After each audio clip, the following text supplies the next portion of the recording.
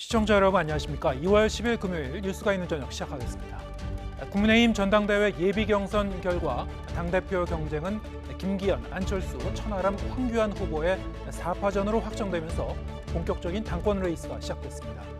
역시 차기 지도부를 구성할 최고위원 예비경선은 친윤 현역 의원이 대거 떨어지고 친 이준석계는 모두 통과하면서 주류와 비주류의 희비가 엇갈리기도 했습니다. 이재명 더불어민주당 대표가 검찰에 다시 나와 조사를 받고 있는 오늘 도이치모터스 주가 조작 혐의로 기소된 권오수 전 회장에 대한 1심 선고도 내려졌습니다. 법원이 권 전 회장의 유죄를 인정하고 징역 2년에 집행유예 3년을 선고하자 여야는 그동안 제기됐던 김건희 여사의 연루 의혹과 관련해 정반대의 입장을 내놓았습니다. 관련 내용 잠시 뒤에 정가는 코너에서 자세히 다뤄보겠습니다. 대장동과 위례 신도시 개발 비리에 연루된 의혹을 받는 더불어민주당 이재명 대표의 검찰 조사 상황부터 살펴보겠습니다. 오늘 이 대표는 13일 만에 검찰에 다시 출석하면서 민생엔 무심한 정권이 정적 죽이기를 위해 칼춤을 추고 있다며 검찰 수사를 향한 비난을 이어갔습니다. 김혜린 기자의 보도입니다. 서울중앙지검 청사 앞에 이재명 대표가 탄 차량이 모습을 드러냅니다. 차량 정체로 예고했던 시간보다 20여 분가량 늦게 도착한 이 대표. 첫 조사 때와 비교해 지지자들과의 악수는 간단한 손인사로 대체됐지만 포토라인에 선 시간은 2배 넘게 늘었습니다. 2,000자에 육박하는 입장문을 10분 가까이 읽어내린 이 대표는 윤석열 정권이 민생을 외면하고 정적 죽이기에 혈안이 돼 있다고 강도 높게 비판했습니다.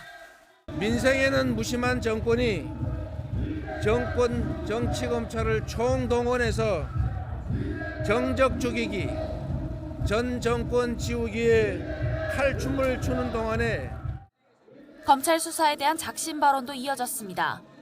없는 죄도 만들어낸다며 맹비난을 퍼붓고 권력이 없다고 없는 죄를 만들고 권력이 있다고 있는 죄도 덮는 유권무죄, 무권유죄의 검사 독재 정권에 결연히 맞서겠습니다. 대장동, 위례 신도시 개발 비리 수사를 비롯해 변호사비 대납 의혹과 성남 FC 수사로 나온 증거는 어디에도 없다며 제기된 혐의를 모조리 부인했습니다. 번복된 진술 말고 대체 증거 하나 찾아낸 게 있습니까? 김 전 회장이 구속됐는데도 변호사비 대납 의혹은 흔적도 없이 사라졌습니다. 하지만 대장동, 위례 신도시 민관 유착 비리에 최종 윗선으로 이 대표를 지목한 검찰은 200여 쪽에 달하는 질문지를 바탕으로 혐의 입증에 주력했습니다. 1차 조사와 동일하게 반부패 수사 1부와 3부 부부장들이 이 대표를 직접 신문한 것으로 전해졌습니다. 이 대표 조사가 이어지는 동안 검찰 청사 밖은 이 대표의 지지자들과 보수단체의 세대결로 온종일 떠들썩했습니다. YTN 김혜린입니다. 이번 검찰 조사에서도 이재명 민주당 대표는 검찰의 창작 재료로 쓰일 뿐이라며 구체적인 답변을 거부했습니다. 검찰은 조사 결과 등을 검토한 뒤 필요한 조치를 취한다는 입장인데 이 대표의 진술 태도 등을 고려해 추가 소환 없이 구속영장 청구 수순을 밟을 거란 관측이 나오고 있습니다. 김다연 기자가 보도합니다. 이재명 민주당 대표는 이번 대장동 의혹 2차 조사에서도 사실상 입을 닫았습니다. 1차 때 낸 서면 진술서를 재탕했는데 그 이유에 대해선 자신이 말해봤자 검찰이 맘대로 갖다 붙일 거라고 답했습니다. 제가 하는 모든 진술은 검찰의 조작과 창작의 재료가 될 것입니다. 검찰이 창작 소재를 만들기 위해서 하는 질문들에 대해서는 진술서에 진술로 대신하겠다는 말씀을 다시 한번 드립니다.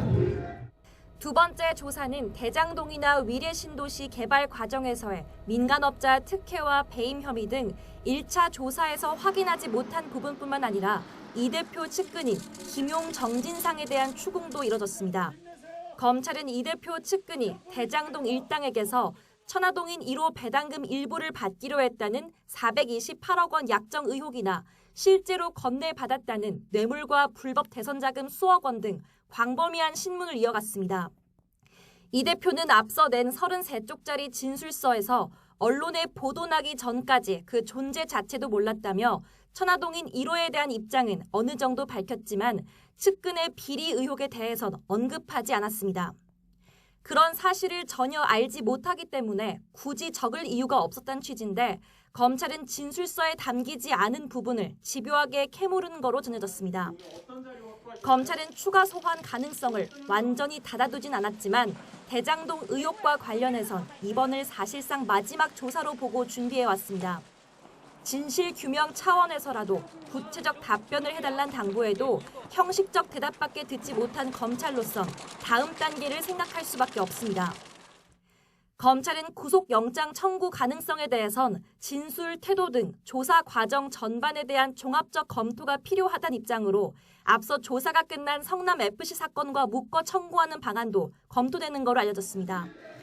다만 검찰이 대장동과 유사 구조 사업이라고 규정한 백현동이나 정자동 개발 특혜 의혹까지 본격적인 수사 궤도에 오른다면 당시 최종 결재권자였던 이 대표가 한두 달 안에 또 풀려나올 거란 전망도 나옵니다. YTN 김다연입니다. 이재명 대표의 세 번째 검찰 출석을 두고 여야는 날선 공방을 주고받았습니다. 국민의힘은 이 대표가 떳떳하게 조사받겠다더니 진실엔 모르쇠로 일관하고 있다고 비판했고, 민주당은 검찰이 선택적 수사를 벌이고 있다며 대장동 특검 카드를 꺼내들었습니다. 손여정 기자의 보도입니다. 민주당 이재명 대표의 세 번째 검찰 소환에 국민의힘은 이 대표가 티끌만한 미안함이나 부끄러움도 없이 탄압받는 피해자 코스프레를 하고 있다고 맹비난했습니다. 검찰 요구와 다른 시간에 출석하며 국회의원과 야당 대표의 특권을 마음껏 누리는 반면 진실에는 모르쇠로 일관하고 있다고 지적했습니다. 진실 앞에 입 다물고 증거 앞에 서면 진술서 내미는 비겁한 행동 그만하십시오. 당당하게 조사받겠다던 호언장담이 허언장담이 되지 않기를 바랍니다. 민주당이 이상민 행안부 장관 탄핵을 주도했던 것도 이 대표 사법 리스크를 희석시키려는 정치적 의도 때문이라고 맹공했습니다. 이재명 대표에 대한 구속영장 청구 및 국회 체포동의안 표결 가능성에 대비하는 것이며 이재명 사법 리스크를 물타기 하려는 것입니다. 민주당은 이 대표 수사와 대장동 50억 클럽 의혹 수사를 비교하면서 검찰이 선택적 수사를 벌이고 있다고 강하게 비판했습니다. 검찰이 이 대표 의혹의 수사력을 총동원했지만 제대로 된 증거도 제시하지 못했고, 반면 대장동 수사는 사실상 방치해 곽상도 전 의원이 뇌물 혐의 무죄를 받았다고 주장했습니다. 군인들이 총칼로 사람을 죽였다면 검사들은 선택적 수사의 총으로 토끼몰이식 영장 청구와 기소의 칼로 사람을 죽이고 있습니다. 그러면서 50억 클럽 등 대장동 사건 일체를 독립적 특검을 통해 진상규명하자고 거듭 촉구했습니다. 50억 클럽의 실체적 진실에 눈 감은 검찰에게 공정한 수사를 더 기대하기가 어렵습니다. 지금이라도 여당 국민의힘은 이 특검도 수용해서 성역 없는 수사로. 민주당이 이재명 대표에 대한 검찰 수사에 대장동 특검 카드로 맞받으면서 이 대표 사법 리스크를 두고 여야 갈등은 더 가열될 것으로 보입니다. YTN 손효정입니다. 국민의힘 전당대회 당대표 선거는 김기현, 안철수, 천하람, 황교안 후보의 4파전으로 확정됐습니다. 최고위원 후보 8명과 청년 최고위원 후보 4명도 추려지면서 여당 지도부 입성을 위한 경쟁은 본격적으로 막이 올랐습니다. 황윤태 기자의 보도입니다. 국민의힘 차기 당대표 선출을 위한 본경선 대진표가 확정됐습니다.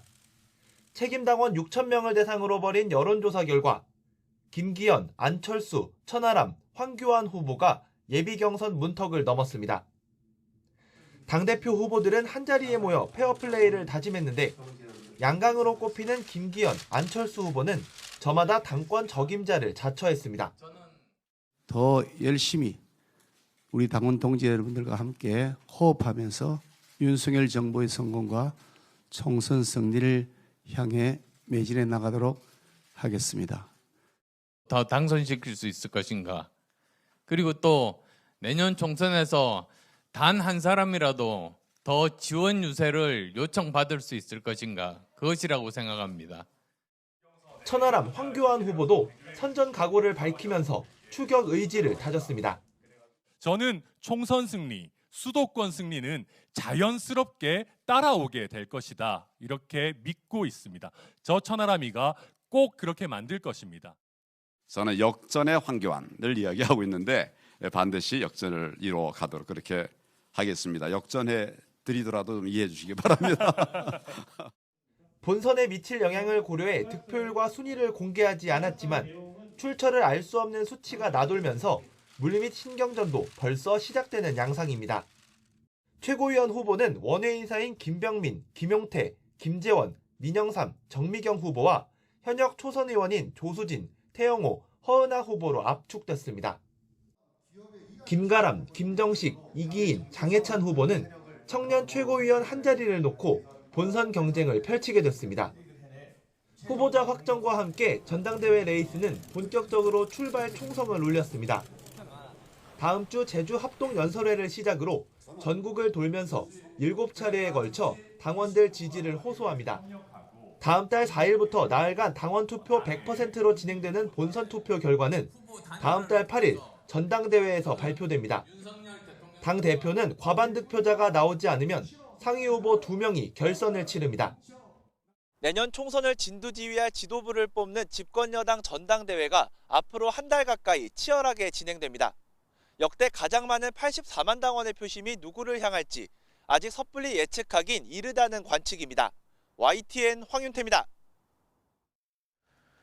이번 예비 경선에서는 당내 주류인 친윤계와 비주류 친이준석계의 성적이 확연히 엇갈렸습니다.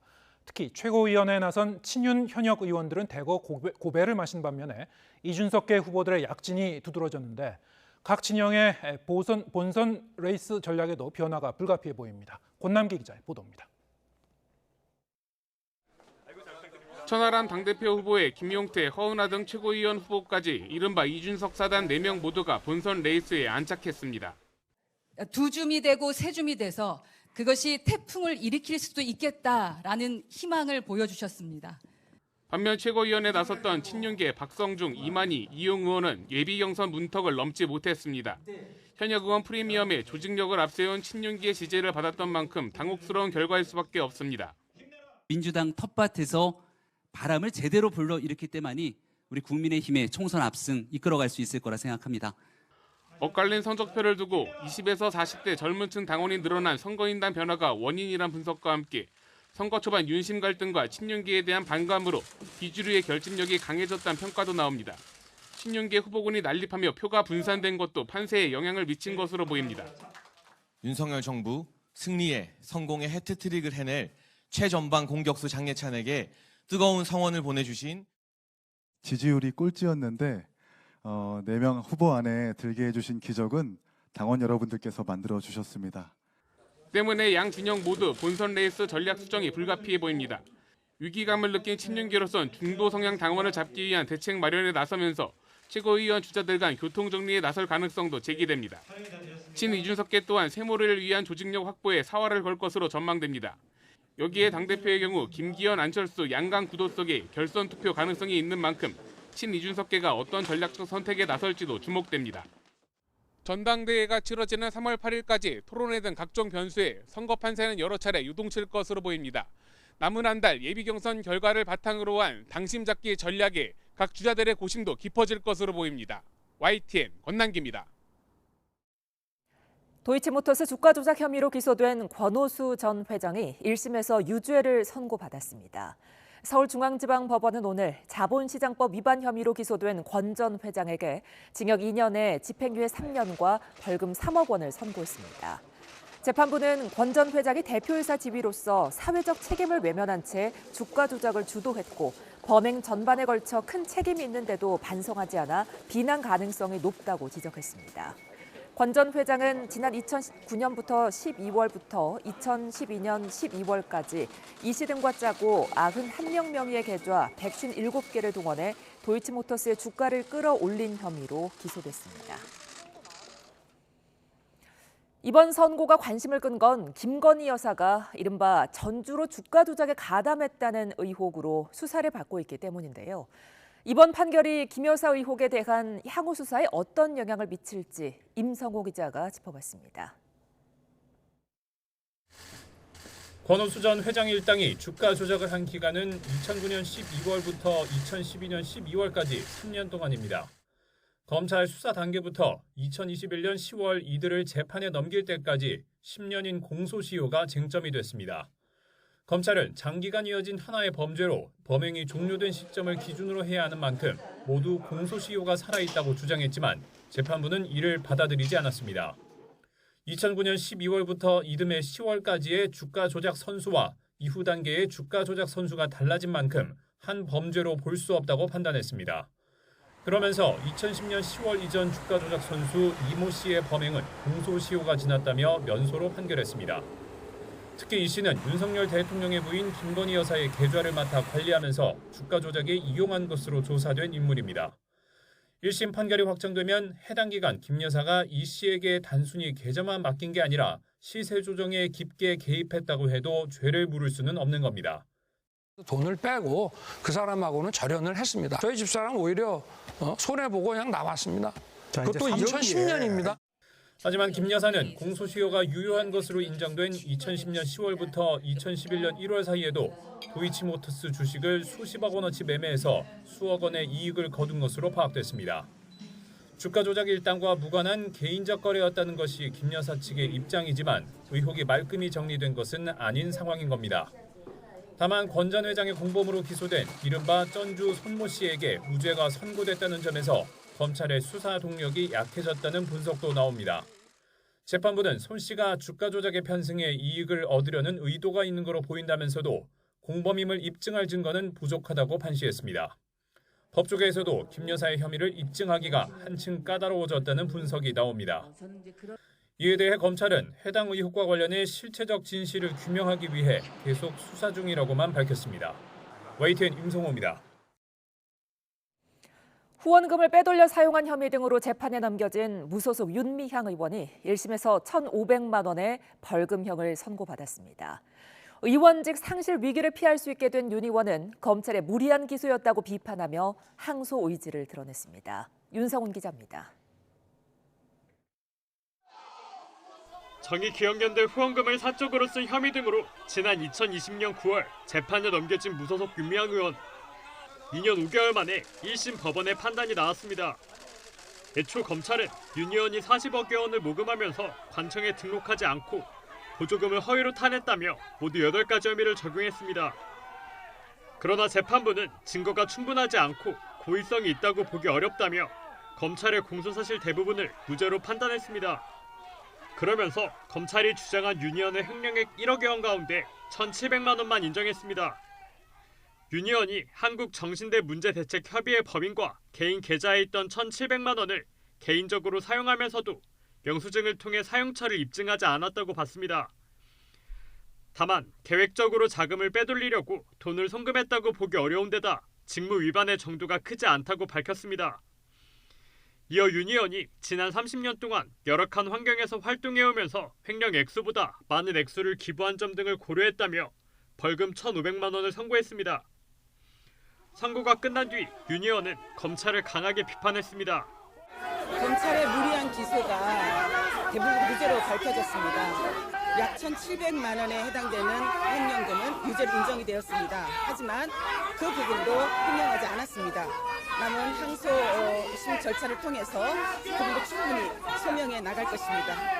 국회의원은 일반 형사사건으로 금고 이상의 형을 확정받으면 의원직을 내려놔야 합니다. 따라서 윤 의원은 1심의 벌금형 판결이 확정되면 의원직을 유지할 수 있게 됩니다. YTN 윤성훈입니다. 인천의 한 편의점에서 점주를 살해한 뒤 전자발찌를 끊고 달아난 30대 남성이 결국 붙잡혔습니다. 이 남성은 과거 저지른 강도 사건 때처럼 돈 때문에 범행을 저지른 거로 조사됐습니다. 송재인 기자입니다. 어스름한 새벽 경기도 부천 모텔 거리. 근처에 잠복해 있던 경찰관들이 한 모텔로 우르르 몰려 들어갑니다. 10여 분 뒤 위아래로 검은 옷을 입은 남성이 경찰관들에 의해 붙들려 나옵니다. 이틀 전 편의점주를 살해한 뒤 차고 있던 전자발찌까지 끊고 달아나 공개 수배된 32살 권모 씨입니다.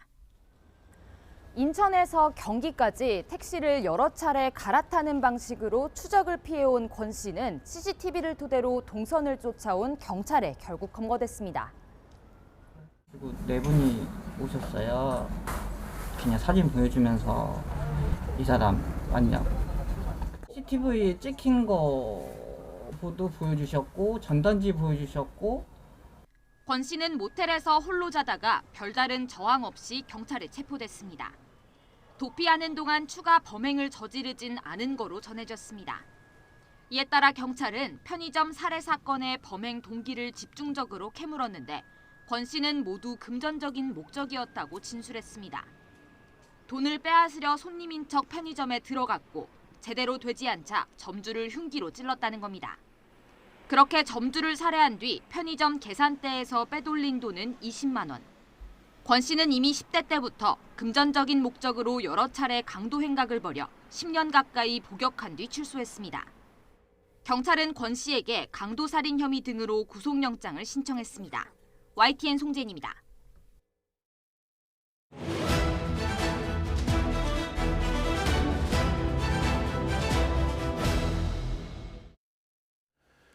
네, 정치가 있는 저녁 정가는 김행 국민의힘 비대위원 그리고 서영주 더불어민주당 상근 부대변인과 함께 정치권 소식 짚어보겠습니다. 안녕하세요. 안녕하세요. 네, 어서 오세요.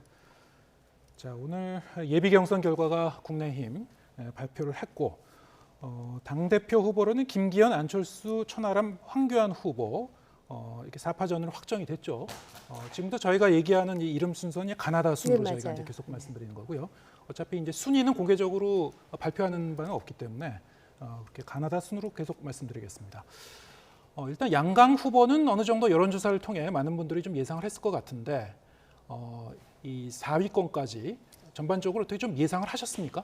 이제 직전 여론조사에서 되게 이제 그렇게 나왔죠. 네. 그렇게 나왔는데 실제로도 그렇게 나온 것 같아요. 네. 네, 그래서 사실 이제 저희 당원이 84만이나 되지 않습니까?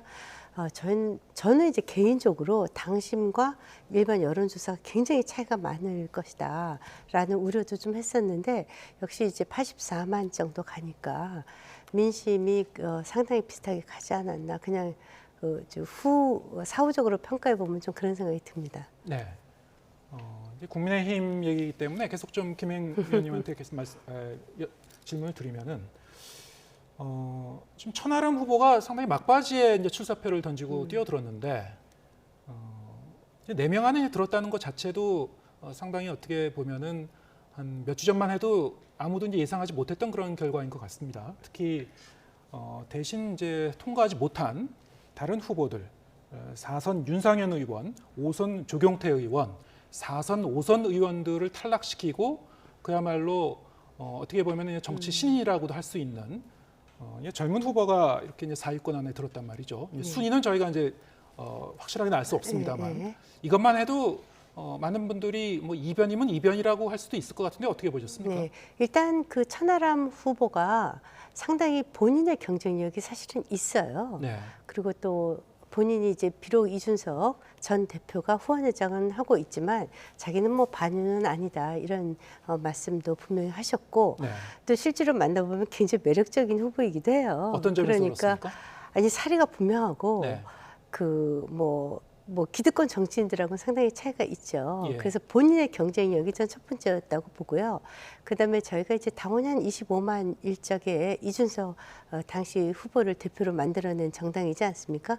그러니까 이준석 전 대표의 일정 부분의 그 지분도 좀 있지 않나 그런 생각이 듭니다. 네. 네. 이준석 전 대표의 얘기를 방금 좀 언급하셨습니다만 특히 이제 최고위원 예비 경선 결과를 보면은 현역 친윤계 의원들이 이제 대거 떨어졌어요. 네네. 그리고 이른바 이제 이준석계라고 분류할 만한 후보들이 뭐 전부 다 이 컷오프 통과했다고 보면 되는 거죠? 네, 그렇죠. 예. 네. 희비가 그야말로 엇갈렸는데 이건 어떻게 보셨어요? 저희가 이제 그 당원 표가 4표가 있습니다. 하나는 예. 당대표, 이제 2표는 최고위원, 또 한 표는 청년 최고위원 이렇게 1인 4표제인데 그러자 이제 각 후보 진영에서 이 러닝메이트를 짜야 된다 이런 얘기들이 많이 나왔어요. 예. 그런데 김 후보나 안 후보 두 분은 러닝메이트 개념이 사실 좀 약했죠. 그런데 그 이준석 그 대표 측이라고 뭐 말씀드릴지 있을지 모르겠지만 여하튼 거기는 전략적으로 표가 분산되지 않도록 그 1인 4표제에 딱 맞게 4명의 후보를 냈던 그 전략이 매우 주요했다. 네. 저는 그렇게 봅니다. 표가 분산되지 않았거든요. 예. 근데 나머지 소위 뭐 친윤계 등등은 표가 분산이 돼서 이제 뒤늦게 뭐 전략적인 선택을 좀 해야지 되지 않냐. 사실 일찍부터 그 안철수 후보나 김기현 후보 측에서도 이 말이 나오긴 했어요. 예. 근데 이제 그 전략을 채택하지 못했던 것이죠. 본선 경쟁을 지켜봐야 되겠습니다만 오늘 이제 결과를 보고 친윤계에 대한 그 반발 심리가 좀 반영된 거 아닌가 뭐 이렇게 해석하는 시각도 있는 것 같습니다. 뭐 해석은 이제 여러 가지가 가능할 것 같은데요. 네. 그런 해석도 가능한데 뭐 조금 전에 이제 YTN 뉴스에서도 나오던데 그래서 이제 친윤계에서 좀 이번에 네. 이제 진짜 그 전당대회에서는 좀 전략적으로 좀 누구를 밀고 누구는 좀 지키고 이렇게 해야지 되지 않을까라는 반성도 좀 하고 있는 것 같아요. 예. 이준석 그 후보 측이 역시 전략적인 선택이 저는 먹혀들었다 이렇게 생각이 듭니다. 예. 내 표를 쓸 수 있게 해야지 되는데 네. 친윤계는 솔직히 이제 후보가 많으니까 다 분산이 됐죠. 그렇군요. 예. 민주당 쪽에서도 지금 예비 경선 결과 포함해서 굉장히 흥미롭게 지켜보고 계실 것 같은데 어떻게 보셨습니까? 대단히 흥미롭게 지켜보고 있습니다. 그러니까 뭐 이런 국민의힘이 이 전당대회가 중요한 이유는 말하자면 집권 여당이잖아요. 네. 국정을 책임지는 여당이기 때문에 어떤 대표가 되느냐에 따라서 야당도 파트너이기 때문에 누가 될까 예. 이런 부분인데 뭐 이제 김행 의원님께서는 조금 더 이제 국민의힘 사정을 아니까 그렇게 얘기하신 것 같고 그냥 정치적으로 봤을 때는 구도 측면에서 이번 전당대회 이번 천하람 후보의 어떤 이변 같은 그런 컷오프에 들어온 부분들은 이거는 제가 봐서는 누구나 마찬가지일 것 같아요. 그러니까 정당 정치를 주축으로 하는 민주당과 국민의힘 똑같은데 결국에는 나라의 주인이 국민이듯이 당의 주인도 당원입니다. 그럼요. 그러니까 결국에는 주인한테 읍수하고 부탁하고 저희를 도와주십시오 하는 것들이 결국은 정치 영역입니다. 근데 이번에 보면 조금 과정 자체가 불공정했다고 느끼시는 당원들이 좀 꽤 있지 않았냐. 그런 부분들을 주장한 측이 천하람 후보나 이준석 전 대표 이런 쪽에 이제 메시지였습니다. 그래서 이 과정 속에서 용산이 너무 지나치게 개입을 하고 이런 부분들이 과정이 너무 맞듣지 않고 뭔가 강제적으로 당원들에게 투표하게 만드는 그러니까 김기현 후보에게만 뭔가 손을 내밀어 달라는 그런 무언의 시그널 자체가 어떤 국민의힘의 당원들 당원 이런 조사는 아니겠지만 국민의힘의 지지층으로 나온 결과니까요. 그런 부분에서 굉장히 좀 불쾌감, 반감들이 나타난 결과지 않냐. 그런 부분에서는 조금 용산도 다시 한번 각성을 해야 될 것 같고요. 김기현 후보 자체도 본인이 과연 정말로 이 보수 정당의 리더로서 자기 힘으로 여기까지 이강구도, 양강구도에 올라왔는지 네. 이 부분도 한번 다시 돌아볼 필요가 있다. 좀 그렇게 보고 있습니다. 네, 지금 말씀하신 그 맥락에서 좀 연결해서 얘기해 볼 수 있을 것 같은데요. 국민의힘 당원이 상당히 많이 늘어났어요. 네. 네. 어제 이제 발표한 그 당원들의 구성을 보면은 2040 세대 그리고 수도권 당원이 이전보다 상당히 좀 비중이 늘어난 측면이 있었습니다. 네. 그 부분이 지금 말씀하신 대로 그 당원들 사이에도 이제 의견이 상당히 좀 다양화되고 새로운 시각을 가진 그런 분들이 좀 늘어났다는 측면에서 좀 이해할 수 있을 것 같은데 어떻게 전망하십니까? 어떤 네, 좀 중요한 변수가 될 것 같아요? 저도 이제 그것이 우리 당의 이제 활력이다 이렇게 예. 생각이 드는데요. 사실 수도권하고 이제 저희가 그 전에는 대구 경북 지역이 주요 당원들이었었어요. 근데 이번에 수도권의 당원 수가 대구 경북 못지않게 굉장히 많았고요. 그리고 이제 10대, 20대도 꽤 많이 늘었죠. 그래서 이제 저희가 84만 사실은 이제 1월 말로 끝나서 그렇지 그 후에도 지금 계속 들어와서 네. 3개월 책임 당원만 조사를 했기 때문에 그렇지 만약에 단 한 번이라도 당비를 납부한 분들까지 합치면 100만이 넘는 100만 당원 시대를 맞아서 네. 저희가 아마 민심이 상당히 반영될 수 있는 구조였다 이렇게 보여집니다. 예. 네. 이제 좀 한 달 남짓하게 남은 기간 동안에 사실 여러 가지 변수가 있을 수 있겠죠. 네네. 지금 요 며칠 동안 나경원 전 의원과 김기현 의원이 서로 이제 손을 잡는 그런 그 모습을 연출을 했었고 지금 천하람 후보가 막바지에 이제 뛰어든 그런 그 변수 그리고 오늘 예비 경선에서 또 탈락한 그런 후보들의 그 지지층들은 어디로 갈 것인가 본선에서는 네. 이런 것도 이제 흥미로울 것 같은데 어떻게 전망하십니까? 이제 그 다음 주 월요일부터 네. 제주도부터 시작해서 부산 이렇게 밑에서부터 올라오면서 이제 합동 연설에 예. 그야말로 전당대회를 이제 지역별로 쭉 해서 마지막 3월 8일 날 서울에서 일산의 킨텍스에서 하는데요. 네.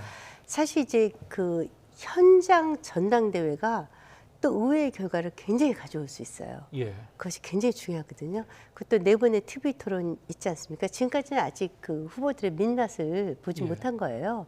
그래서 이제 현장에서 어떠한 변화가 나올지 저희도 상당히 궁금해요. 예. 네. TV 토론의 이제 토론 실력 그리고 네네. 정책과 비전 상당히 네네. 중요할 것 같은데 지금 이 당대표 본선에 진출한 네. 네 분의 후보의 경력이라든가 경륜이라든가 혹은 어떤 실력을 보면은 다 네 명 다 좀 만만치 않은 측면이 있을 것 같습니다. 토론에서도. 그렇죠. 네 분 예. 다. 네네. 예. 천하람 후보도 뭐 굉장히 개인적으로 매력 있는 후보가 사실 이분이 이제 대구 출신이세요. 변호사이시고. 네네. 근데 이제 전라남도 순천에 가서 지역구도를 깨겠다 이렇게 한 아주 젊은 정치인이니까 네. 나름 경쟁력이 있는 후보죠. 저희 당이 아주 중요한 자산입니다. 예, 알겠습니다. 이번에는 이재명 대표의 오늘 검찰 출석 소식 좀 짚어보겠습니다. 이재명 대표가 13일 만에 검찰에 출석을 하면서 들어가기에 앞서서 이제 취재진과 만나서 상당히 또 한 번 검찰을 향해서 강도 높은 그 비판의 목소리를 내놨죠. 어떻게 보셨습니까? 그래서 이분이 뭐 횟수레를 뭐 돌린다 뭐 이런 말씀하셨는데 그게 이제 얼굴에 회칠하고 뭐 동네를 돌기 위해서 망신을 줬다 뭐 이런 뜻인 것 같아요. 그런데 이제 또 이제 그 권력이 있으니까 이렇게 마음대로 했다 네. 이렇게 얘기하지 않습니까? 근데 사실 지금 야당의 권력도 상당하죠. 거대 야당 아닙니까? 뭐 사실 뭐 김건희 여사 특검도 하려고 하면 할 수 있을 정도로 거대 야당입니다. 그래서 실제로 이렇게 거대 야당이 그 권력을 뒷배경으로 하지 않았으면 이렇게까지 이재명 대표가 당당하게 나올 수는 없었을 것 같아요. 네. 그래서 이제 개인에 대한 뭐 모욕이다 이런 말씀보다는 또 유검무죄, 무검유죄 이런 말씀보다는 당당하게 조사에 임하시는 것이 저는 필요하다고 보고요. 특히 이제 본인께서도 당신께서도 이제 기소될 것 같다 이렇게 얘기했으니까 법원에서 이제 유무죄가 가려지겠죠. 네, 법원에서 유무죄가 가려질 것이다. 지금 이제 화면에도 좀 나왔습니다만 그 유검무죄, 무검유죄 그리고 뭐 정적 죽이기, 뭐 칼춤을 추고 있다. 상당히 이제 수위 높은 그런 그 비판을 내놨고 오늘 검찰에 들어갈 때는 그야말로 변호사만 대동하고 이제 혼자 들어가신 거죠. 이따가 그렇죠. 나올 때도 뭐 다른 의원들이 가지 않을 것 같기도 한데요. 그렇죠. 예. 이번에는 오지 말으라고 강력하게 얘기했습니다. 예. 왜냐하면 뭐 몇 명만 또 가도 걱정돼서 가도 될 법한데 네. 그 자체도 이제 국민의힘에서 또 꼬투리 잡고 뭐 정쟁으로 활용을 하니까 이것도 하지 말아라.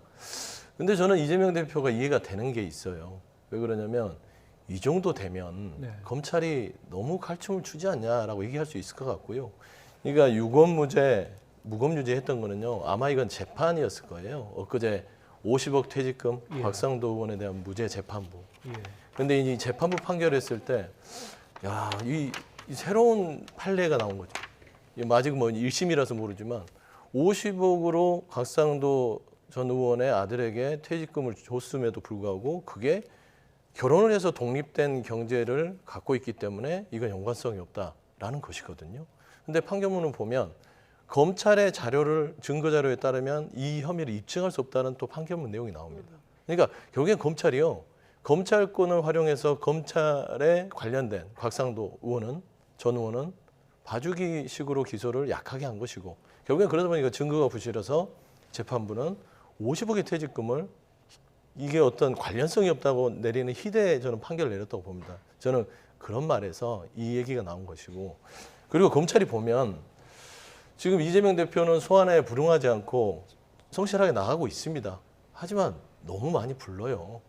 한 번 불러서 조사할 거 있으면 확실한 증거를 제시하고 증거를 제시하면 이재명 대표가 말하지 못할 게 뭐 있겠습니까? 1차에는 100조, 2차에는 200조, 3차에는 300조입니까? 이런 식으로 면박을 위해서 하는 것들. 그리고 보면 검찰이 확실한 게 있으면 딱 그걸 딱 집어서 이거다 해서 불러서 정말 강력하게 해서 이건 기소를 하든 영장을 치든 그건 검찰권을 좀 담백하게 활용하면 됩니다. 그런데 건건이를 불러서 계속 부르지 않습니까? 계속 늘어납니다. 그런데 이렇게 늘어났다고 하면 또 국민의힘이나 정치권에서는 당신이 그런 혐의가 많으니까 그런 거 아니야라고 얘기를 하는데 그렇지 않죠. 제가 보면은 지금 전원이나 증언 빼고는 별게 없습니다. 현재까지는요. 그러니까 이렇게도 해보고 저렇게도 해보는 겁니다. 검찰이. 불러서 계속 이것도 물어보고 저것도 물어보고. 그러다 보니까 이재명 대표는 본인의 방어권을 주장하기 위해서 일부 이런 것들은 검찰에 가서 얘기를 할 수가 없어요. 말씀한 대로 재판부 가서 피의자 신문을 통해서 얘기를 하겠다라는 것인데 이 또한도 뭐 이재명 대표가 크게 잘못했을까요? 근데 칼춤을 추든 검찰이 소환을 하든 누가 보더라도 이쯤 되면 과도하다. 대한민국 검찰이요. 이재명 대표가 아니라 말하자면 소용주라는 사람을 아무 이름 없는 정치인이라고 하더라도 불러서 이 정도 털면요. 뭐 안 나올까요? 저는 그런 생각이 들어요.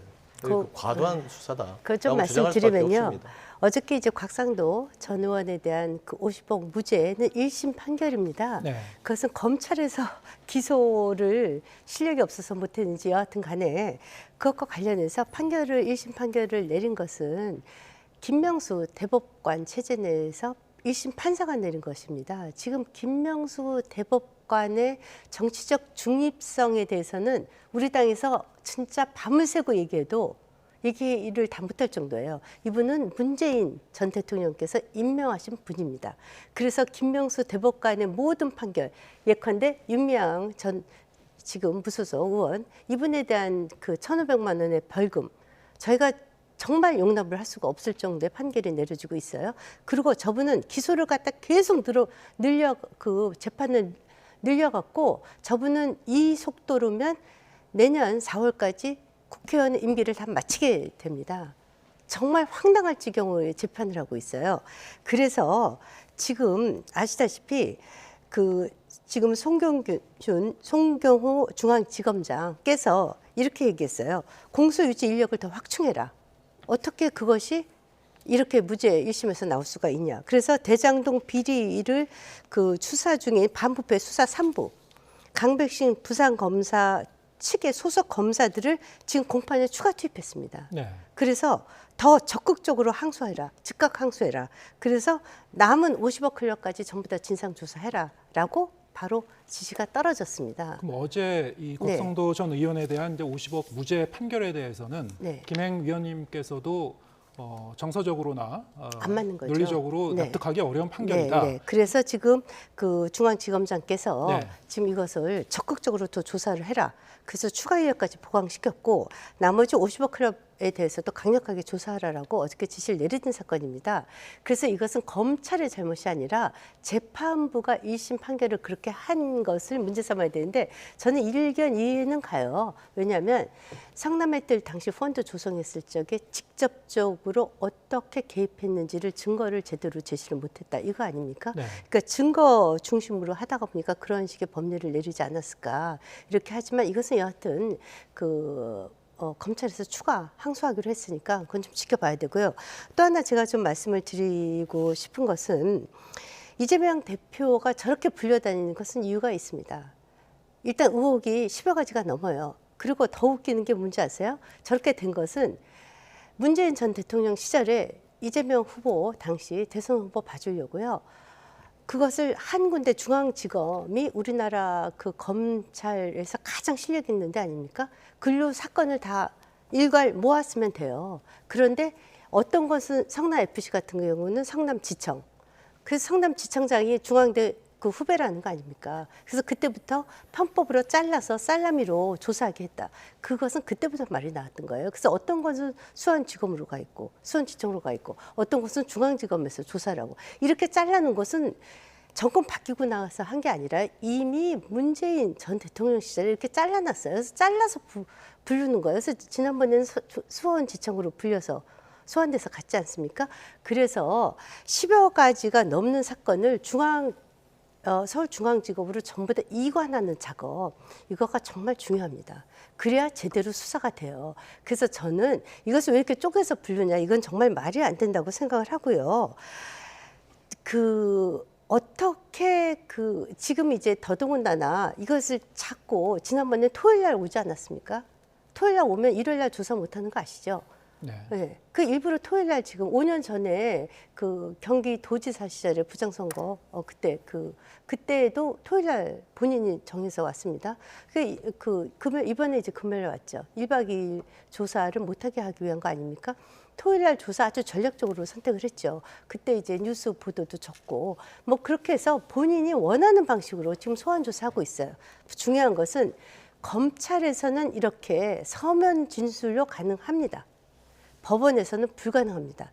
법원에서 이렇게 조사에 협조를 하지 않으면 또 묵비권을 행사하면요 법정 구속될 수 있습니다. 법원의 판결은 다르거든요. 네. 그때도 얘기하실 수 있어요? 제가 말씀 좀 드릴까요? 그러니까 지금 뭐 계속 여러 가지 얘기를 하시는데 문재인 정부의 대법관 그거는 좀 논리가 전혀 맞지는 않은 것 같고요. 그 다음에 지청은 문재인 정부 때 찢어놔서 소환을 갖게 한다. 그것도 맞지는 않는 것 같습니다. 그 맞아요. 왜 그러냐면 한동훈 장관이 법무부 장관 되고 나서 각 수원지검, 중앙지검, 성남지청 라인 들어서 다 바꿉니다. 한동훈 장관 라인으로 바꾸죠. 뭐 예를 들면 한명숙 총리 뇌물사건 수사했던 사람 뭐 이런 부분들로 다 주축을 해서 지금 수사를 하고 있습니다. 근데 제가 말씀드리는 건 이 기소가 쪼개서 소환을 하는 부분들은 검찰이 망신을 주든 어쩌든 그 돈 알겠지만 한 사람을 가지고요 너무 무분별하게 나올 때까지 없는 제도 만들겠다는 느낌을 줄 정도로 그냥 계속 부르는 거예요. 예를 들면 명확한 증거가 있다면 1박 2일 할 이유가 있을까요? 따지고 보면 지금 현재 대장동 사건도 간단하게 말씀드리면 정진상 김용에서 더 이상 증언이나 증거가 나오지 않습니다. 유동규 주장 외에는. 근데 이재명 대표를 불러서 그런 걸 물어본들 무슨 얘기를 할 게 있겠습니까? 말씀한 대로 지금 최근에 작년에도 바뀌었지만 사법 시스템이요. 검찰의 조사의 증거 능력이 제한이 됩니다. 다 재판부가 인정해 주지 않아요. 그러면 말씀한 대로 재판부에 가서 이재명 대표는 얘기하겠다는 겁니다. 증거로 채택될 수 있는 피의자 신문을 통해서. 그러면 그때 검찰이 재판부에 증거를 제출하고 피의자 신문을 통해서 입증하면 됩니다. 그런데 이렇게 무차별적으로 부른다는 자체는 이재명 대표께서 선화 FC로 때로는 불리고 때로는 대장동 사건을 각기 별개의 사건으로 불렸다는 말씀을 드리고 싶고요. 대장동 사건은 인허가권 비리입니다. 그래서 최종 서류가 지금 다 남아있고 서류가 지금 속속 쌍방울 대북 송금도 마찬가지예요. 서류로 다 증거가 나올 것으로 증거가 확실하다면 보입니다. 이렇게 소환을 오래 많이 하지 않습니다. 알겠습니다. 네, 오늘 이제 검찰 조사가 끝나고 이후에 이제 검찰이 어떻게 영장을 칠지 어떻게 할지 좀 지켜봐야 될 것 같고요. 만약에 이제 재판으로 넘어가게 되면은 말씀하신 대로 두 분의 입장이 다른 듯이 이 재판정에서도 상당히 치열한 법리 다툼이 일어날 것 같은데요. 지켜보도록 하겠습니다. 김행 국민의힘 비대위원, 서영주 더불어민주당 상근 부대변인과 함께했습니다. 고맙습니다. 고맙습니다.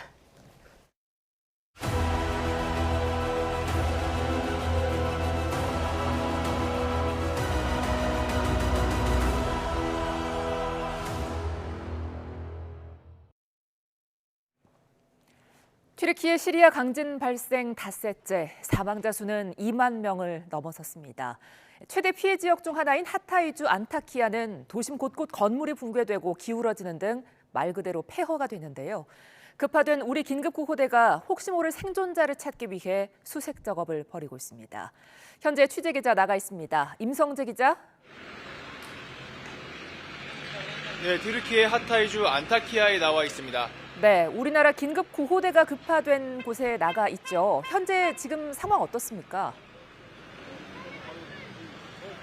네, 이 하타이주 안타키아는 도시 전체가 말 그대로 폐허가 됐습니다. 이 도시를 돌아보니 건물이 완전히 붕괴된 곳이 많았습니다. 당장 제 주변으로도 이 건물 파편과 이 깨진 유리가 길거리에 널브러져 있는 상황입니다. 게다가 아직 무너지지 않은 빌딩도 추가 붕괴 위험이 있어 보입니다. 이 건물이 한쪽으로 기울어져 여진에 취약해 보입니다. 현재 우리나라에서 급파된 긴급 구호대는 도시를 돌며 이 수색 작업을 벌이고 있습니다. 네, 우리나라 긴급구호대를 만나서 수색 과정을 직접 취재했다는데요. 현재 상황 어떻습니까? 네, 우리나라 긴급 구호대가 이른 새벽부터 수색 작업을 벌이고 있지만 아직 추가 생존자 소식은 들리지 않습니다. 어제는 남성 2명과 여성 1명, 여자아이 2명 등 모두 5명을 구조하기도 했죠. 오늘은 도시 전체를 돌면서 붕괴 장소를 하나하나 확인하고 있습니다. 생존자가 있을 가능성이 높은 장소 위주인데요. 현지 소방당국이 우리 구호대에 도움을 요청하기도 하고 시민들이 붕괴 장소에서 인기척이 있었다며 탐색을 요청하기도 합니다. 이 장소에 내린 구호대는 적외선 탐지기 등 장비를 동원해 혹시 모를 생존자 체온을 확인하는데요. 이후 군견까지 투입해 미세하게 남아있는 흔적을 찾기 위해 노력하는 모습이었습니다. 네, 피해로 여러 도시가 말 그대로 아수라장인데요. 가장 중요한 사망자 숫자 다시 한번 전해주시죠. 네, 시간이 흐를수록 사망자 수가 자꾸 늘고 있습니다. 튀르키예, 시리아 이 두 국가 사망자 숫자를 합치면 2만 1천여 명에 달합니다. 이는 지난 2011년 동일본 대지진 사망자 18,000여 명을 넘어선 숫자인데요. 튀르키예에서만 17,600여 명이 숨진 것으로 집계됐습니다. 시리아에선 당국과 반군이 밝힌 내용을 종합하면 3,300여 명이 사망한 것으로 파악됐습니다. 오늘로 강진이 발생한 지 벌써 닷새째인데요. 인명구조 골든타임으로 불리는 72시간이 넘어서 사망자 숫자가 더 늘어날 가능성이 제기되고 있습니다. 보통 재해 발생 이후 72시간이 지나면 생존율이 22%로 떨어진다는 게 전문가들의 견해인데요. 최대 20만 명 시민이 아직 무너진 건물 아래 있는 것으로 추정되고 있으며 사망자 수는 더 늘 것으로 전망됩니다. 지금까지 튀르키예 하타이주 안타키아에서 YTN 임성재입니다. 그제 대규모로 열린 북한 열병식에서 김정은 국무위원장의 딸 김주애는 사실상 주연급 위상을 드러냈습니다. 반면 김정은 위원장의 여동생이죠. 사실상 북한의 2인자로 꼽히던 김여정의 모습은 좀처럼 찾아보기 힘들었는데요. 그 이유를 최도희 기자가 보도합니다. 2015년 북한 열병식 당시 김정은 국무위원장의 연설 도중 뒤에서 분주하게 움직이고 2020년 열병식에선 처음부터 끝까지 주석단에 앉아 행사를 지켜봤던 김여정 노동당 부부장. 김 위원장 집권 후 줄곧 지근거리에서 보좌하면서 사실상 북한의 2인자라는 평가를 받았습니다. 하지만 이번 열병식 전후 상황은 사뭇 달랐습니다. 열병식 전날 열린 연회에서 이목이 쏠린 김주애에 비해 김여정은 참석자들 사이에 어렴풋이 눈에 띄었을 뿐입니다. 이어진 열병식에서도 당당히 주석단에 오른 김주애와 달리 김여정은 찾아볼 수 없었습니다. 김정은 위원장 주변에서 어떤 역할을 하고 있다는 것을 시사하는 그런 모습이 전혀 보여지지 않았다. 그런 면에서는 이례적인 현상이라고 평가할 수가 있습니다.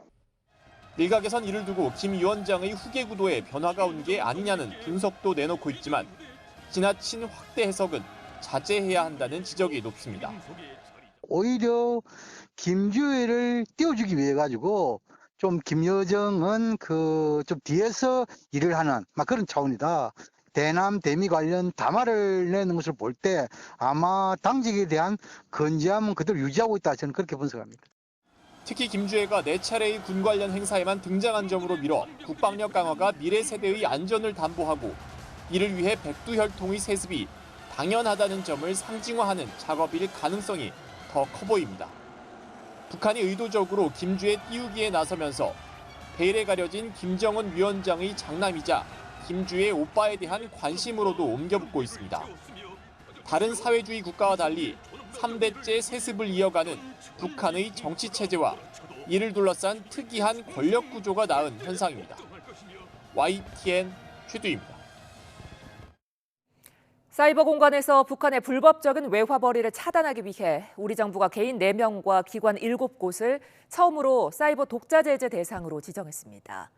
정부는 북한이 최근 6년간 탈취한 가상자산 규모가 1조 5천억 원 이상이고 이런 자금이 핵과 미사일 개발에 들어가는 거로 보고 있습니다. 보도에 신현준 기자입니다.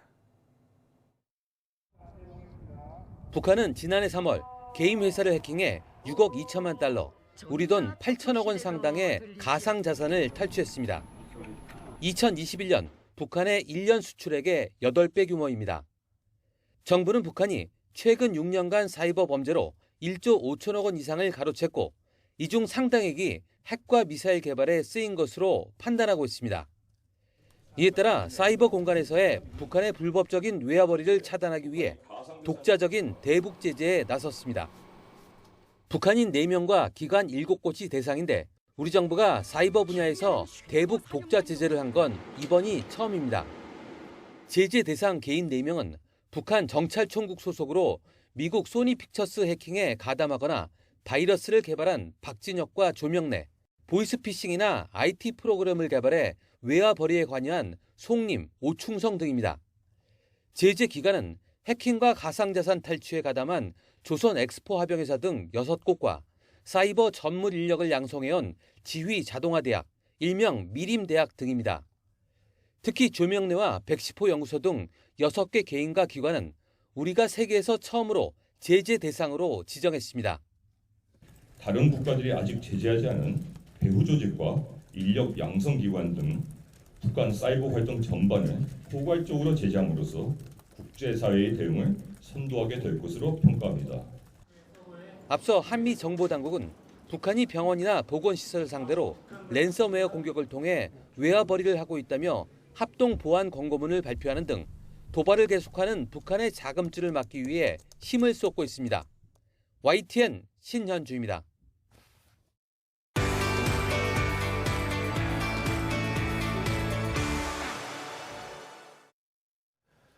네, 부동산 시장 연착륙을 위해서 정부가 연일 대책 마련에 나서고 있습니다. 오는 3월부터는 규제 지역 내 다주택자들에게도 주택담보대출을 허용하는 등 대출 규제를 완화하기로 했는데요.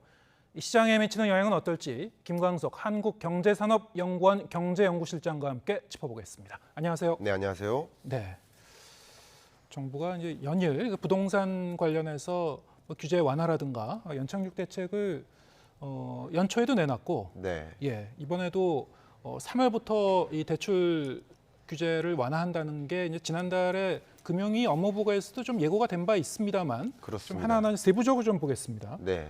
일단 다주택자 예. 그리고 임대 사업자 등등에 대해서도 주택담보대출을 그 고삐를 좀 풀겠다, 네. 뭐 이런 취지의 내용들이 있는데 어떻게 보셨습니까? 예. 그렇습니다. 기본적으로 2020년부터 돌아가 보면 네. 주택 가격이 소위 급등하던 시점에 규제를 강화하지 않았습니까? 예. 그리고 2022년부터 시작된 부동산 가격의 폭락세, 이 상황에 걸맞는 규제책을 도입하는 거다라고 생각을 해볼 수 있겠고요. 예. 어쨌든 22년부터 집값이 너무나 떨어지고 있다 보니까 과도한 이 폭락세는 경착륙은 좀 경제에 나쁜 영향을 주거든요. 가장 나쁜 영향 중에 하나가 PF 시장이라고 볼 수 있겠죠. 요즘에 건설사 부도로 이어지는 그러니까 그런 것들을 막기 위한 조치. 그래서 경착륙이 아닌 연착륙으로서 만들기 위해서 규제 완화를 좀 시도하고 있다 이렇게 볼 수 있겠고요. 말씀하신 대로 다주택자 규제 지역 내 주담대도 허용하는 방식, 예. 최대 30% LTV 기준으로 또 임대 매매 사업자에 대한 주담대도 허용하는 방식, 그리고 임차 보증금 반환 목적의 주담대 제한 규정도 완화하고요. 무엇보다도 중요한 게 이 실수요자에 대한 주택담보대출 한도 폐지를 네. 시행함으로써 현재 6억 원이었는데 이제 3월부터는 LTV, DSR 내에서는 이제 대출을 실수요자에 한해서는 좀 자유롭게 받을 수 있는 그런 구조로 대출 규제가 완화되고 있다 이렇게 해석해 볼 수 있겠습니다. 네, 요약해서 설명하면 결국 이제 이번 그 완화 조치도 네. 부동산 시장이 워낙 이제 얼어붙어 있으니까 거래도 일어나지 않고 그러는데 여력이 있거나 꼭 필요한 분들은 담보대출을 받아서라도 매매를 하든지 네. 해라. 네. 그런 의미 아니겠습니까? 정말 이 거래가 완전히 얼어붙어 있는데요. 예. 거래가 얼어붙어 있는 이유는 매수세가 꺾여서죠. 예. 그 매수세에 영향을 미치는 여러 가지 변수가 있는데 가장 중요한 걸 꼽으면 두 가지인 것 같아요. 한 가지가 구매 의사, 두 번째가 구매 여력입니다. 예. 근데 구매 의사가 있다 하더라도 구매 여력이 안 되면 구매할 수 없는 거거든요. 근데 구매 의사가 살아날 수는 있습니다. 근데 구매 여력이 너무나 떨어지니까 구매 여력을 올려놓겠다. 그게 대출 규제 완화인 거죠. 예. 규제를 완화하면 대출에 의존해서 집을 사고자 하는 사람들, 그런 선택자의 경우에는 살 수 있게 매수세를 좀 어느 정도 안정적으로 끌어올리고자 하는 그런 조치라고 해석해 볼 수 있겠죠. 예. 연초에도 이제 미분양 대책을 포함해서 그야말로 부동산 규제 완화를 대책을 쏟아낸다 이런 표현도 나올 정도로 그렇습니다. 상당히 이제 이 완화책을 많이 내놨는데 네. 그 이후에 뭐 잠깐 뭐 급매물 위주로 이제 거래가 이루어지거나 네. 뭐 거래량이 일부 지역, 서울 일부 지역에서는 좀 늘었다는 소식도 있었습니다만 네. 하지만 다시 지금 시점에서 보니까 네. 전반적인 그 부동산 시장의 이 심리는 여전히 좀 얼어붙어 있는 거 아닌가 이런 생각도 드는데 네. 전반적으로 어떻게 평가하고 계신지요? 저는 비유를 한다면 예. 욕조에 찬물이 가득 차 있습니다. 네. 근데 따뜻한 물을 한 바가지 넣어요. 네. 이게 갑자기 뜨거운 물로 바뀌긴 어렵겠죠. 그러니까 찬물이 조금 덜 차갑게 바뀌는 그런 흐름에 우리는 비유하면 어떨까 이런 예. 생각이고요. 마치 이제 집값 하락률도 전국 평균 아파트 매매 가격 등락률이 지난주 대비 최저점 떨어지는 그 정도가 마이너스 0.48%였거든요. 네. 그게 어느 정도 완화돼서 0.4, 마이너스 0.4, 마이너스 0.3%, 요 정도에 준하게 그래도 하락률이 어느 정도 진전시키는 네. 그런 효과는 분명 있는 것 같습니다.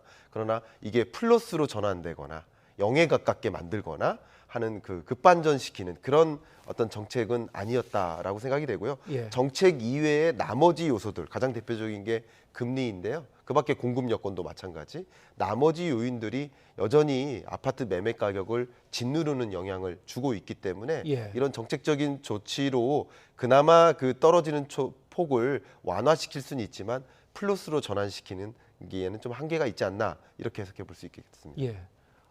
세제라든가 아니면은 뭐 대출 규제라든가 네. 이렇게 완화하더라도 지금 네. 말씀하신 대로 전반적인 시장의 심리를 네. 좀 더 활성화시키는 데는 쉽지는 않을 것 같다. 당분간은. 한계가 있죠. 예. 네, 그렇습니다. 하지만 이제 이런 그 부동산 완화책을 내놓을 때는 모든 정책이 사실 좀 양면성이 있지 않습니까? 그렇습니다. 너무 한꺼번에 전방위로 이제 풀어버릴 경우에는 지금 네. 당장은 이 경착륙을 막기 위해서 그런다고 하더라도 네. 뭐 수년 후라든가 아니면 네. 향후에 일정 시점에서는 이러한 그 규제 완화책이 부메랑으로 좀 돌아올 가능성도 있다. 걱정하시는 분들도 좀 계시더라고요. 어떻게 보십니까? 그렇습니다. 이 부동산 규제들이 예. 너무 하루하루 바뀌니까 사실 2020년, 21년에도 너무나 부동산 매매 가격이 폭등하니까 계속 규제를 강화하는 방향으로 조정 대상 지역을 더 추가적으로 담는다든가 이런 예. 방식으로 규제가 계속 바뀌어 왔는데 네. 또 이번에는 너무나 폭락하니까 규제를 또 대폭 완화하는 방식으로 점진적으로 움직이고 있는 모습 이거 자체가 그러면 이렇게 했음에도 불구하고 영향을 못 주면 어쩌지? 남은 카드가 없는 상황에서 주택 가격이 여전히 떨어지고 있다면 네. 그럼 어떻게 대응을 하지? 정부가 할 수 있는 대응책이 없어지는 거잖아요. 예. 카드가 없어지니까 그런 것들도 역시 우려할 바라고 생각을 할 수 있겠습니다. 네, 알겠습니다. 이것도 이제 지금의 이제 부동산 시장의 전반적인 모습과 좀 연결지어서 설명해 볼 수 있을 것 같은데요. 지난달 전체 금융권 가계대출이 이제 큰 폭으로 감소했다고 해요. 거의 역대급으로 이제 감소했다고 하고, 네. 이게 이제 역시 말씀하신 대로 이제 금리라든가 아니면은 부동산 시장의 냉각과 좀 연결지어 볼 수 있을까요? 예, 맞습니다. 네. 일단 기본적으로 금리가 이렇게 2021년 이후에 우리나라는 21년 하반기부터 금리 인상을 했으니까 예. 금리가 이렇게 올라가는 기조 속에서는 돈이 확실히 이동합니다.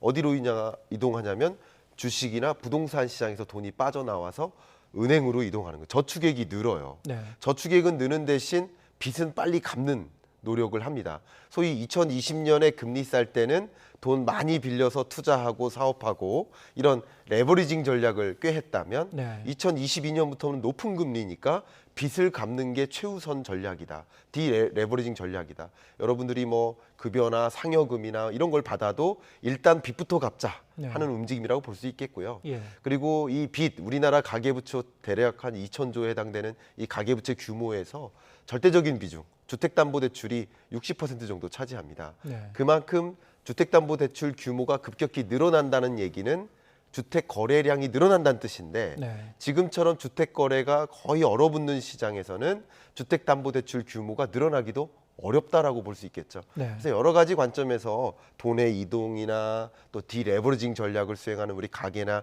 기업들 이런 움직임이 함께 맞물려서 부동산 시장의 어떤 냉각기 이게 맞물려서 가계부채 규모가 다행히도 좀 줄어드는 모습이지 않나 생각할 수 있겠습니다. 네, 말씀하신 대로 이 가계부채가 줄어드는 것 자체는 상당히 좀 다행스러운 그런 현상이긴 한 것 같습니다만. 그렇습니다. 대출 금리가 이제 시중 금리가 이제 기준 금리가 이제 올라가면서 네. 상당히 좀 그 급상승했다가 네. 최근 들어서 대출 금리가 좀 내려오긴 했죠. 그렇습니다. 하지만 여전히 이 서민들 입장에서는 상당히 좀 부담스러운 그런 수준이긴 합니다만 네. 이렇게 뭐 영끌족이라든가 아니면은 뭐 불가피한 상황으로 많은 이제 부채를 떠안게 된 분들 네. 대출 금리가 너무 높다 보니까 하지만 그 동안에 본인의 이제 이 신용 상황이 좀 좋아졌을 경우에는 이제 이른바 이제 금리 인하를 요구할 수 있는 권리가 있다고 하죠. 그렇습니다. 실제적으로 보면 근데 그게 좀 유명무실한 거 아닌가 뭐 이런 비판도 일부 있긴 합니다만 어떻게 보고 계십니까? 저는 갖고 있는 수단과 카드를 다 활용한다라고 해석하는 것이 맞지 않을까. 그게 효과가 크지 않다 하더라도 동원할 수 있는 것들은 다 동원해야 되는 상황이다. 이렇게 해석을 해보고 싶고요. 기본적으로 2021년 끝자락에 앞에 말씀하셨던 것처럼 영끌족들이 대규모 빚에 의존을 했는데 시청자 여러분들 중에서도 가계부채 규모의 78.5%가 변동금리 대출자입니다. 그러니까 계속 금리가 올라가는 과정에서 이자 상환 부담이 쌓였던 거죠. 그러나 그 기간 동안 여러분이 그전에 가계부채를 지었던 그 시점 이후로 신용 상태가 바뀔 수도 있잖아요. 소득 수준이 개선될 수도 있고요. 여러 가지 여러분의 빚을 상환할 수 있는 능력 자체가 변화할 수 있기 때문에 금융기관에 가셔서 이 금리 인하 요구권을 활용하셔서 또 금리 인하가 가능한 것인지 확인해 보는 절차. 그래서 추가적으로 금리를 이렇게 좀 내려잡을 수 있는지 이런 것을 확인하는 절차는 분명히 필요하다라고 안내해드리고 싶은 마음입니다. 예. 그게 받아들여지건 안 받아들여지건 그렇습니다. 충분히 시도할 만한 가치는 있다. 네. 뭐 대부분은 아니겠지만 지금 시장에서 좀 어림잡아 보면 대략 한 5% 정도 여러 가계부채 규모에서 그 정도는 금리 인하의 혜택을 받을 수 있지 않을까 하는 그런 추측을 좀 해보고 있는 중입니다. 알겠습니다. 오늘 저희가 좀 논의해야 되는 내용이 많아서요. 다음 주제로 넘어가도록 하겠습니다. 그렇습니다. 자, 지금 BTS 방탄소년단의 소속사인 하이브가 SM 엔터테인먼트를 이제 전격 인수하면서 초대형 공룡 기획사 이제 탄생을 예고를 하고 있죠. 자, 이 내용과 관련해서 윤보리 앵커가 준비한 부분 듣고 그 다음에 이야기 계속 나눠가겠습니다. 네, 그룹 방탄소년단의 소속사 하이브가 SM 엔터테인먼트를 인수한다고 밝히면서 초대형 K-팝 기획사가 탄생하게 됐습니다. 하이브는 지난 2020년부터 인수 가능성을 타진해 왔지만 당시 SM 창업자 이수만 씨는 이를 거절했는데요. 최근 SM 경영진과 이사회가 자신에게 등을 돌리고 이렇게 카카오를 2대 주주로 끌어들이자 결국 자신의 지분 대부분을 하이브에 넘기는 초강수를 뒀습니다. 이수만 씨의 SM 지분 14.8%를 인수한 하이브, 다음 달 1일까지 소액주주 지분도 공개 매수한다는 계획인데요. 이렇게 되면 하이브는 40%에 이르는 SM 지분을 확보하게 돼 안정적인 경영권을 손에 쥐게 됩니다. 양사의 글로벌 역량을 결집시켜 세계 대중음악 시장에서 게임 체인저로 도약하기 위함이라고 인수 목적을 밝힌 하이브. 아시다시피 세계적인 그룹 방탄소년단과 돌풍을 일으키고 있는 신예 뉴진스를 비롯한 르세라핌, 세븐틴, 지코 등의 아티스트들이 속한 곳이죠. SM은 1세대 아이돌이죠. H.O.T와 SES부터 소녀시대, 동방신기를 키워냈고 엑소와 NCT, 에스파 등이 소속된 명실상부한 K-팝의 요람입니다. 이 두 회사가 만나면 아시아는 물론 북미까지 아우르는 시너지 효과가 날 거라는 게 전문가들의 판단인데요. 하지만 아직 풀어야 할 숙제도 있습니다. 먼저 SM 현 경영진은 하이브 인수에 적대적 M&A를 반대한다는 입장을 발표했는데요. 이번 경영권 분쟁을 촉발한 행동주의 펀드 얼라인 파트너스 역시 하이브가 책정한 공개 매수 가격 SM의 가격 12만 원이 너무 낮다고 지적하고 나섰습니다. 게다가 하이브가 공개 매수에 성공하더라도 보유 지분이 15% 이상이 되면 공정거래위원회 결합 승인이라는 산을 넘어야 하는데요. 다음 달 열릴 SM 주주총회에서 이런 갈등이 어떻게 정리될지 관심이 쏠립니다. 네, 지금 내용 들으셨습니다만 하이브와 SM이 이제 손을 잡게 되면은 그렇습니다. 여러 가지로 이제 앞으로 이제 파장이 좀 그 예상이 되고 있는데 네. 내용이 상당히 좀 복잡한 측면이 있긴 있습니다. 네. 이게 이제 경영권 그 지분 다툼과 연관이 돼 있기 때문에 일단 앞서 제가 이제 초대형 공영 기획사의 이제 탄생 예고하고 있다라고 말씀드렸는데 네. 업계뿐만이 아니고 이제 K-팝 팬들도 상당히 좀 그 관심을 두고 있는 것 같고요. 그렇습니다. 어떻게 보십니까? K-팝 시장에도 어떤 변화가 좀 예고되고 있다고 봐야 될까요? 예, 상당한 변화가 있겠다 네. 이렇게 볼 수 있겠고요. 이 엔터 우리나라 K 엔터 산업 하면은 가장 대표적인 게 방금 말씀하셨던 하이브 그리고 네. SM이 있지만 JYP, 예. 카카오 엔터 그리고 YG 네. 이런 대형 엔터테인먼트 기업들이 있지 않습니까?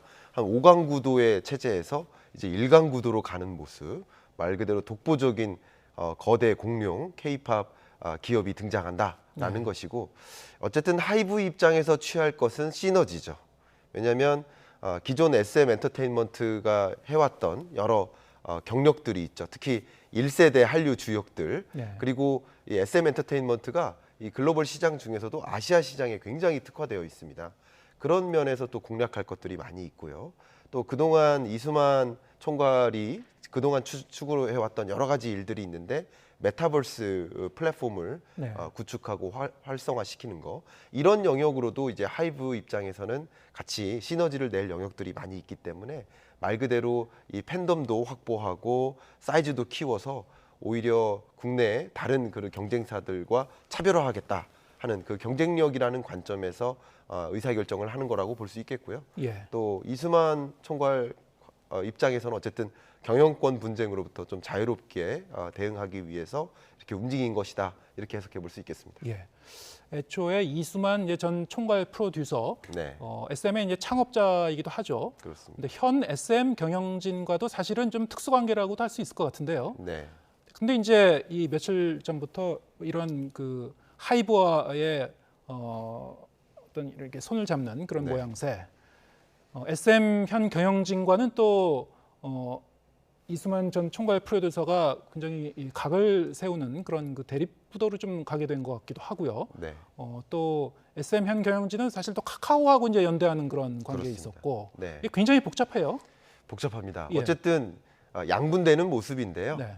그러니까 이수만 총괄과 그밖에 나머지 경영진 간의 대립구도, 네. 경영권을 가지고 분쟁하는 모습인데 이수만 의장과 대립각을 세우는 나머지 경영진들 예. 이들은 이제 카카오 엔터와 손을 잡고 예. 지분을 이제 확보해서 경영권을 거머쥐겠다라는 방식의 움직임이니까 이수만 총괄 입장에서는 더 급할 수밖에 없겠죠.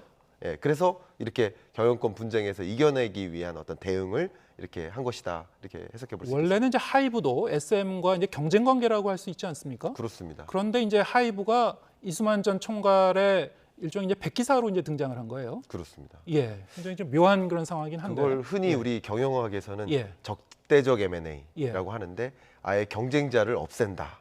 그리고 앞에 말씀드렸던 5강 구도였지 않습니까? 예. 그럼 SM마저 거머쥐게 되면 나머지 경쟁사와 구별되지 않습니까? 네. 그래서 이런 것들을 적대적 M&A의 가장 대표적인 모습이라고 볼 수 있는데 그런 어떤 경영 전략적인 야욕 이런 것들도 담겨 있다 이렇게 해석해 볼 수 있겠습니다. 예. 그럼 두 가지를 좀 더 짚어봐야 될 것 같은데요. 네. 하이브와 이수만 전 총괄이 손을 잡는다고 하더라도 네. 지금 경영권을 완전히 지금 그 다시 복원한 건 아니죠. 완전이라고는 볼 수 없겠고요. 예. 현재 지분 구조를 보시면 지금 앞에 그래프를 좀 제시해 주시면 좋겠는데 현재는 뭐 어쨌든 이수만 총괄의 보유 지분에서 14.8% 정도를 네. 인수한 거니까 하이브가 이제 14.8%의 지분을 갖고 있다. 이수만 총괄이 이제 3.65%, 그밖에 국민연금도 8.96%가 있고요. 또 그밖에도 뭐 KB 자산운용이라든가 몇몇 또 소액주주까지 이렇게 쭉 있습니다. 근데 여기서 앞으로의 행보가 중요한데요. 예. 하이브가 소위 이제 소액주주 보유 지분을 확보하기 위해서 공개 매수에 나서는 거죠. 예. 그래서 그걸 많이 추가적으로 매수할 때 대략 한 7,100억 원 정도를 들여서 한 25%가량의 추가적인 주식을 매수하게 되면 결론적으로는 약 40%에 이르는 지분을 확보할 수 있으니까 그러면 정말 말 그대로 경영권을 확보하는데 무리가 없습니다. 근데 그런 절차로 잘 단행되는지 여부가 중요한 것이고 그 밖에 나머지 이 경쟁자들이죠. 예. 이들이 그것을 이제 방해하기 위해서 좀 노력을 하는 모습이지 않을까 생각합니다. 그런 부분 이제 3월 주주총회까지 좀 더 지켜봐야 되는 그런 사항이 되는 거죠. 굉장히 험난한 과정이 남아 있다라고 예, 예. 볼 수 있겠습니다. 또 하나의 쟁점이 이렇게 이제 그 공영 기획사가 새로 탄생할 경우에 네. 이걸 어떤 게 시너지의 개념으로 볼 것이냐, 네. 아니면은 이게 독점 체제로 볼 것이냐, 네. 상당히 좀 그 논란거리가 될 것 같아요. 그렇습니다. 그래서 항상 공정위에 예. 이 절차가 항상 남아 있는데요. 기업 결합 심사를 합니다. 네. 이 보유 지분이 15%를 넘어서면 이것이 적정한 것이냐라는 네. 것을 이제 심사하는 절차가 있기 때문에 이게 어떻게 심사가 내려지는지도 우리가 지켜봐야 될 그런 일이 아닌가 생각합니다. 예, 알겠습니다. 오늘 말씀 여기까지 듣겠습니다. 김광석 한국경제산업연구원 경제연구실장과 함께했습니다. 고맙습니다. 감사합니다.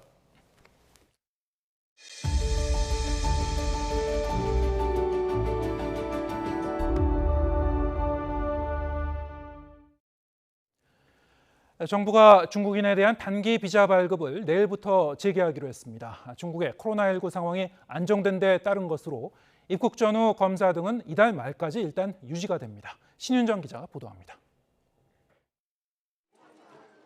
중국인 여행객에 대한 단기 비자 발급 업무가 지난달 2일 중단된 이후 40일 만에 재개됩니다. 정부가 이달 말까지였던 중국인 단기 비자 발급 제한 조치를 앞당겨 풀기로 한 겁니다. 중국발 입국자에 대한 단기 비자 발급 제한을 해제합니다. 입국자 대상 나머지 방역 조치에 대해서는 향후 상황을 종합적으로 고려해서 단계적 완화를 검토하겠습니다. 앞서 방역당국은 중국의 제로 코로나 정책 폐기 이후 확진자가 급증하자 지난달 2일 방역 강화에 나선 데 이어 춘절 여파 등을 더 보겠다며 비자 발급 제한 조치를 한 차례 연장했습니다. 그러나 춘절 연휴 이후에도 재확산 징후가 뚜렷하지 않고 신규 변이도 발생하지 않고 있다며 중국에서의 상황이 안정적이라고 판단했습니다. 실제로 중국발 단기 체류 입국자 가운데 확진자와 공항검사 양성률은 크게 떨어졌습니다. 여기에 중국이 한국인에 대한 단기 비자 중단에 이어 입국 후 코로나19 검사를 하는 등 외교적 마찰이 커지고 있는 점도 고려한 것으로 보입니다. 방역당국은 비자 신청 뒤 입국까지 시간이 걸리고 항공 편수 제한 등을 감안할 때 당분간은 단기 입국자 증가폭이 크지 않을 것으로 예상했습니다. 입국 전후 검사와 공항에서의 결과 내기, 임시 격리시설 운영과 검역 정보 사전 입력 시스템, Q코드는 일단 유지됩니다. 방역당국은 2월 말까지 유지를 원칙으로 중국 상황을 지속적으로 검토하겠다고 밝혔는데 단계적 완화가 추진될 것으로 전망됩니다. YTN 신윤정입니다.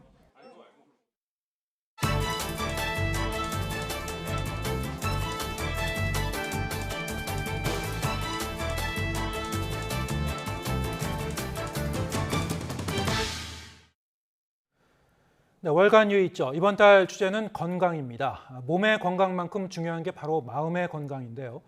최근 우울증으로 병원을 찾는 청년들이 늘고 있어서 젊은 세대의 정신 건강에 우려가 커지고 있습니다. 우울증을 앓고 있는 청년들을 만나 어려움은 무엇이고 우리 사회의 과제는 무엇인지 들어봤습니다. 서은수 PD가 전해드립니다. 지나친 경쟁과 비교 때문에 이렇게 된 것 같아요. 제가 걸렸던 시기가 딱 고등학교 3학년 때라 입시로 인해서 많이 지쳤던 것 같아요. 가정 내에서 경제적인 어려움이 이제 몇 년간 지속되다 보니까 살아가는 데 있어서 희망이 없다고 느낍니다.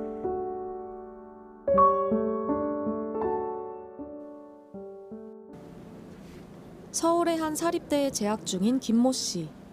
계속되는 우울함과 고립감을 느껴 병원을 찾았다가 우울증 진단을 받았습니다.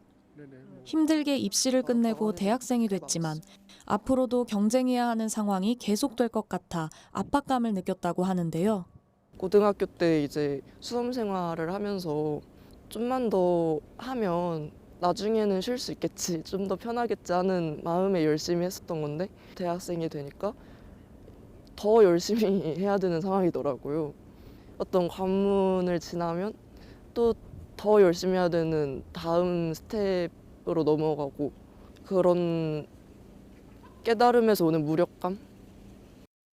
이제 막 성인이 돼 사회에 첫 발을 내딛었지만 취업 등 계속되는 경쟁과 경제적 어려움 등으로 우울증을 호소하는 청년들이 늘고 있습니다.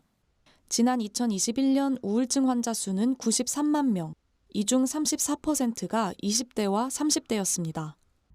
특히 20대 환자는 4년 사이 127%나 증가해 17만 명이 넘습니다. 이제 저성장 단계에 진입하면서 이제 20대가 미래에 대한 꿈을 쉽게 꾸지 못하고 미래가 불투명한 것들이 이제 우울감을 가져오고 불안을 높이는 상황에서 코로나 3년이라는 기간 동안 거리두기가 지속된 게 여기에다 이제 기름을 부은 그런 상황이 아닌가 생각합니다. 김 씨 역시 학교 생활과 외부 활동을 병행하면서 스트레스가 커졌고 결국 지난해 휴학을 결정했습니다. 진료를 받으면서 가장 많이 들었었던 말이 너무 열심히 하려고 하지 말라는 거였었거든요. 머리로는 열심히 하지 말아야지 하는데 정신 차리고 보면 열심히 하고 있는 모습이 또 있고 계속 제가 소모되는 듯한 느낌은 계속 받았어요.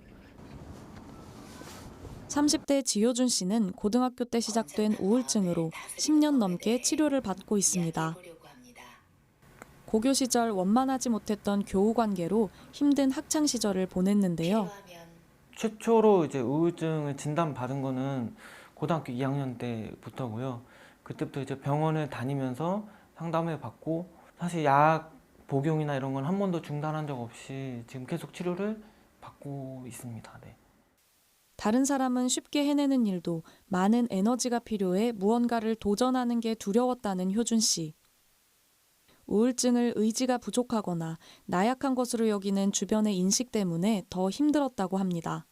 속상했었죠. 이거는 제가 어떻게 의지로 해결할 수 있는 부분이었으면 좋았을 텐데 그게 잘 안 되니까. 그리고 이거를 매번 제가 설명을 할 수가 없으니까.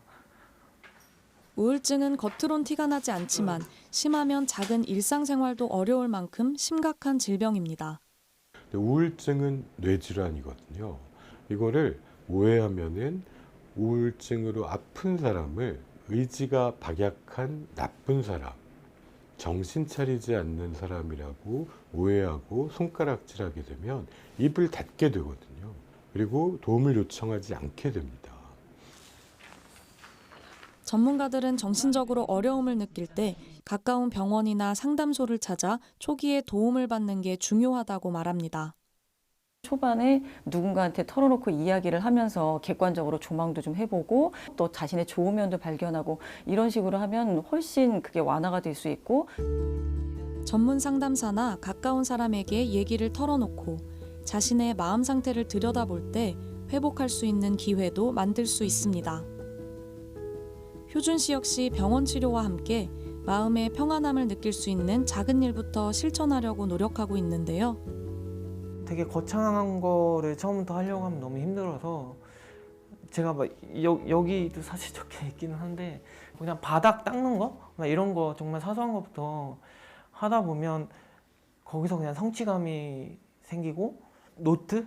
이런 것도 항상 가지고 다니면서 그냥 힘들면 그냥 뭐 남들이 보든 말든 그냥 감정을 이렇게 적는다고 생각하고 그렇게 적을 때도 있고 무엇보다 자기 자신에게 잘하지 않아도 괜찮다는 말을 자주 해주고 있습니다.